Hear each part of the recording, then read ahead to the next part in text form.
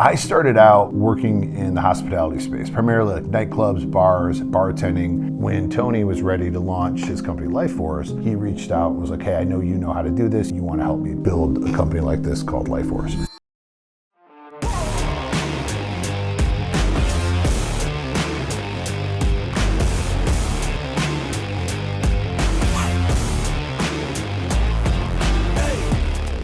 I want to make a short story long. I know that's the opposite of what most people say, right? Most people want a long story short. But I want to give you a background detail of what it took to get me where I'm at today and where I started. It's often, people ask the question, so I want to give you the timeline. And so, I started out my career working in the hospitality space, primarily like nightclubs, bars, bartending, working the party. So from probably 18 to about 26, that was my time. That was my focus. I wanted to do nothing else. And then I met my wife, and I knew that if I wanted to be with this woman forever, the behavior that I had adapted in working in nightclubs and bars was not gonna work. So I was like, I need to get a big boy job. And I had some friends that were in the mortgage industry. They would come in every now and then at the bar that I worked at. I'd see them, and they were like always dressed good and seemed to be making some money and seemed to it looked like they were doing good. It seemed cool. I had a story in my head that wasn't for me. I didn't go to college. I don't have a financial background. I don't know anything about mortgages. I couldn't do it. And so, but I asked them one day. I was like, hey. Because they used to always ask me, hey, you should come work with us. But I was too embarrassed to tell them, I don't have a degree. I excluded myself from that opportunity. And I asked them one day, I was like, hey, you guys still doing that? And they're like, yeah, dude, we'd love to have you come. So I went in, had an interview, the hardest interview of my life. I literally, and what's funny is still to this day, I'm very close friends with the guy that hired me there, John. I thought, I must have hooked up with this guy's wife. I literally thought I did something. This guy was so mean to me. But here's the deal. I look back at it, he wasn't. He was pressure testing me. He was pressing on me, pushing me harder than anyone ever had, right? Because that was the level of that environment that if I was gonna move forward, I was stepping into, that I hadn't experienced before. I was working the party, right? Hanging out, drinking, cigarette breaks, talking to girls. It was an easy life, but a simple life. And if you want something harder, you want something greater, it's going to be harder. And so I got the job there working at this mortgage company, brick and mortar mortgage, wearing the shirt and tie every day. I was like, I got my big boy job. Didn't love it, but I loved that I was learning stuff. They really poured into you on the personal development side. So that's why I started reading personal development books, going to sales trainings, having certain speakers and certain things happen. I was like, man, this is awesome. This is stuff I didn't even know about that I was excited about. And I'm learning money. I'm learning how to sell. I'm getting commission. I'm helping people.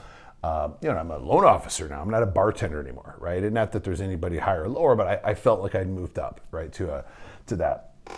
Eventually became a portfolio manager, which was hilarious because 10 years ago, 10 years before that, when I was 18, I barely graduated high school because I couldn't get past pre-algebra, okay? And so to imagine that 10 years later, I'm managing a $250 million portfolio is mind-blowing, right? And so I did pretty good in that.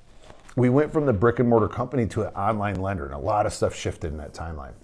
But what I saw was the ability to take a business to brick and mortar, doing business face-to-face and a little bit over the phone, to doing everything virtual. Never meeting a client in person, doing everything virtually, doing everything over the internet, doing everything over the phone.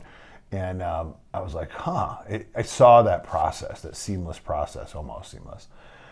And meanwhile, I'm a health and wellness kind of fanatic, and I started coaching and influencing some of these health and wellness guys that were I was pretty fit. They were in their 40s, 50s, and they were just super interested in me and my fitness journey because I was into bodybuilding. I was a bit of a specimen compared to most people around the office. Get my gallon of water, my food every day, ate the same thing every day, go to the gym every day. And those guys just thought that was awesome and wanted to learn from me. Well, I wanted to learn, I'm like, these guys are rich. I was like, how do you get rich? I want to know, what do I got to do to be like them, to live the life they have, I see their cars they drive in the parking lot. And so it's interesting that what brought us together is I had something that they were interested in, which was just understanding fitness and getting in shape. Those guys want to be in shape. and be strong as I got older and feel great. And I wanted to like learn business, how to make money, and those kind of things. And so I found myself spending time with these guys, and through spending time with these guys, building trust. And through building trust with these guys, they're sharing other things like, just energy levels and this and that. And I was like, man, these guys probably have a hormone issue, because I had a hormone issue when I was younger that I had to get treated, and it was so hard for me to go figure out how to do it. So I called these guys to help me in Florida, and I was like, hey, I got some guys here, they're in Michigan, can you help? And they're like, well, they're in Michigan, we don't have the license. I'm like, let me see if I can figure it out. So I just ignorantly was like, I'm gonna go search, and figured out how the docs I had in Florida could help the clients I had in Michigan. And so it worked out. So they could get the blood work, get the stuff. I'm gonna speed it up a little bit. And then in doing that, a lot of these guys started coming to me because they wanted hormone advice, right? I'm not a doctor, and I didn't have a company that did that at the time, but I had some docs, and I created a system. And I took the same system I learned from the mortgage company that was brick and mortar, doing virtual, same thing. So like in a mortgage, you fill out an application, and you fill out a health history form. You get your appraisal done. You get your blood work done. An underwriter reviews the loan, collects all the documentation. Over here, a physician reviews your blood work and your health history and your goals, gives you an approval, and you have a new loan, right? Over here on the health side, the doctor gives you a protocol, and here's a new program you should do. It just lined up. I was like, holy cow, I got this figured out. And so I started doing that. And then I got to meet a really cool celebrity, one of the top hip hop artists out there at the time, and help them go from kind of husky to pretty shredded. And then I got looped into a bunch of these different celebrity trainer guys, because I could work with people throughout the country. I figured out how to do it. I was like, we figured out Florida to Michigan. We figured out, like, we just had a system. And so in doing that, I had a guy out of Michigan that it was kind of a mentor and friend of mine, Josh Linkner. He's like, man, you should start a company doing this. And I was like, dude, I don't know how to start a company. I don't know how to build this into anything. He's like, you have a couple dozen clients. He's like, dude, you have a business. This is how you start it. He's like, you just gotta, solidify some things, get some stuff put together, figure out an LLC for that name. Because I had an LLC through my health coaching, all the while I was still doing this mortgage thing, right? So there's another part of this of like, you should only, especially if you're young and you're single, right? Like we had kids pretty quick, but I was still like 28. If you're single, or if you're married but you don't have any kids yet, like, you need about 6 to 8 hours of sleep max. The rest of the time you should be building your future, period. Stop screwing around. I stopped bars, all that stuff. I had to just start slowly pulling back at it, and I probably didn't in soon enough time. And so I decided to launch this business in 2011, which I put all the pieces together in 2012 and cranked it. And then I knew pretty quickly that based on the company I was at the time, it was pretty like, let's say boiler room style, like you're there at 8 a.m., you leave at 8 a.m., unless you killed it for the day, and then you might get to leave at 6. And so I knew I'd have no time to build the business, right? So if you're working 5-6 hours a day, 5 to 6 days a week, 12 hours a day, it's hard to build something else. So I left, I got an opportunity to go to a bank. They gave me a big guarantee. They knew my reputation, wanted me to come over there. But I worked bank hours, number one. So it was like 9 to 5. No after hours stuff. And I didn't really have a boss. So I had like a few locations I was over. I didn't really have a boss that reported to me like, breathing down my neck, which gave me where basically I was like, hey, if you guys need a mortgage, I'm here. But if you don't, I'll be in my office with my door shut because I'm working on my business. And then I got to a point in June 2013 where I kind of burned the ship, put in my 2 weeks, and that was the last of me being an employee. I started the company, scaled the company, and then in doing that, became a serial entrepreneur, which I don't recommend early. It's a distraction mechanism where, in 2012, I launched this company, got things going, but then you kind of get bored. And there's some stuff you probably need to do. There's more discipline that you need to do, more time in the board building of the business that you need to do. But instead, I started a supplement company. Okay, so we started that in 2014, grew that, scaled that up. It was all right. It was a bit of a debacle. It was kind of fun. I learned a lot of stuff. I probably would never do it again. I found I was had a great eye for talent. So a lot of the early kind of like influencers we brought on board that weren't really influencers, they're like affiliates, brand ambassadors, all blew up. They all blew up and had huge followings later. So I realized I was like, I have an eye for talent. And the supplement game is a tough game. But And ultimately in 2017, we sold all the assets to that company. The same time in 2017, I brought on my first investor in my telehealth company. So I'm 5 years in, and it worked for me. It's a lifestyle business. I read Tim Ferriss's book. It's up there somewhere, 4-Hour Work Week, and that was me. I mean, dude, I would wake up when I want, go to the gym, check a couple emails, go fishing, come home, check a couple emails, maybe go fishing again, maybe, go have a drink out in the boat, like totally chill, right? I was just making like 20 grand a month, working 10 hours, 15 hours a week. I mean, it was pretty cake easy from a business side. And I think I got a little lazy. And then when I moved to Texas, brought on an investor, he really opened the door to like the discipline I should have in growing the business, the vision I should have. And now I felt obligated because I brought this guy on who I really respected and wanted to scale the business.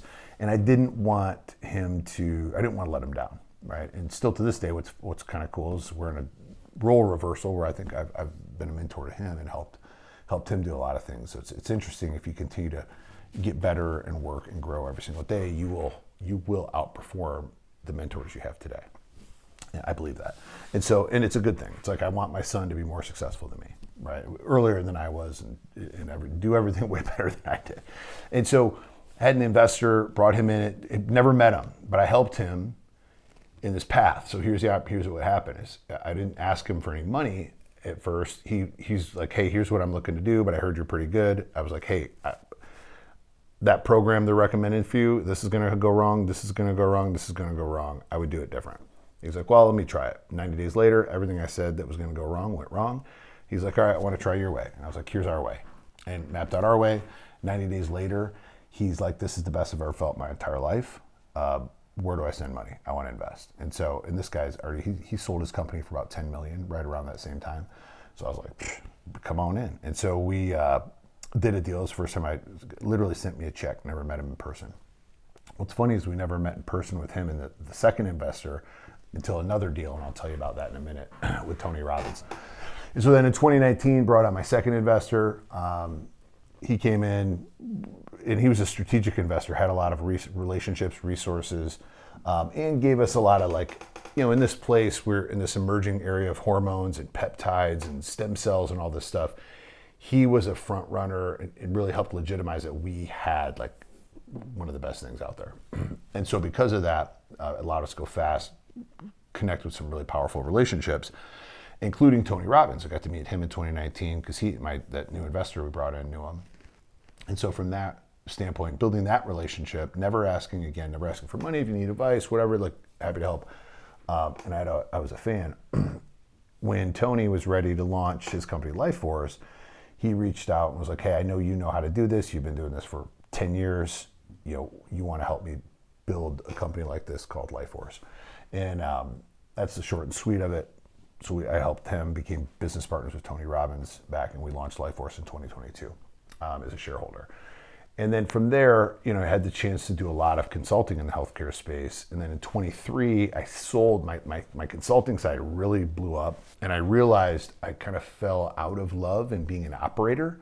And so that's the challenge for a lot of entrepreneurs is you start as an entrepreneur, you're figuring stuff out, you're duct taping it together, you're jumping off a cliff before you don't even know if that's the right parachute or a backpack when you grabbed it. You kind of run at a crazy pace. And I love that.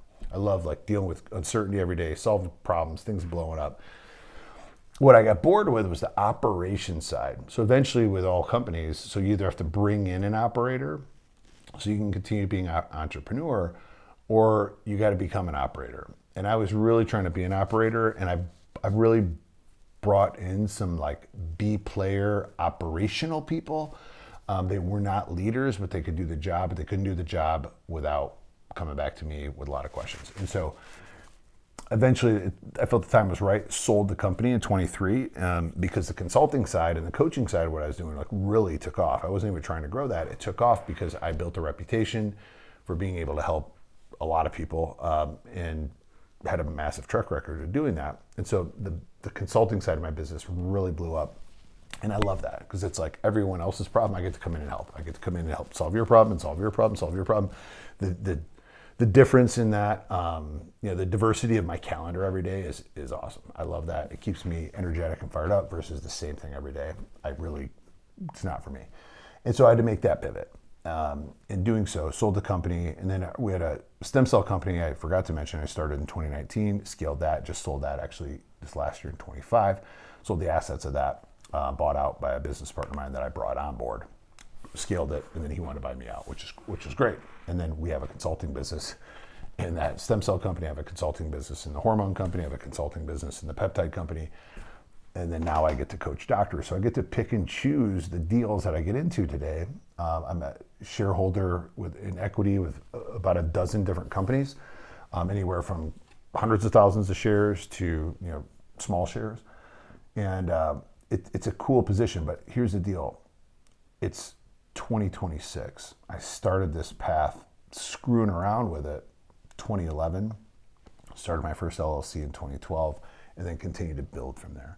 So it takes time. The other aspect of this that I made a focus on about 4 or 5 years ago, was personal brand, is to get myself out there, create content like this, get in front of people to see the value outside of what I built. Too often, I think entrepreneurs, business owners hide because they don't want to be, an influencer. I'm not trying to be an influencer, but I know that I can have greater influence building my personal brand. So start right now today, integrating your personal brand into whatever you're building. And what happens today is I don't even market or advertise for business. People just get referred into me because they see my content. I'm staying relevant in front of them. And I continue to hold my personal brand and reputation in a high standard. And it's business just lands in my lap, and I get to pick and choose what I want to work with. And it's super exciting. And that's the way I've been able to build kind of the life of my dreams from a business standpoint, from screwing around, chasing girls and partying at a nightclub, to having business deals come your way from some amazing people every week that want to work with you and get your mind and your time.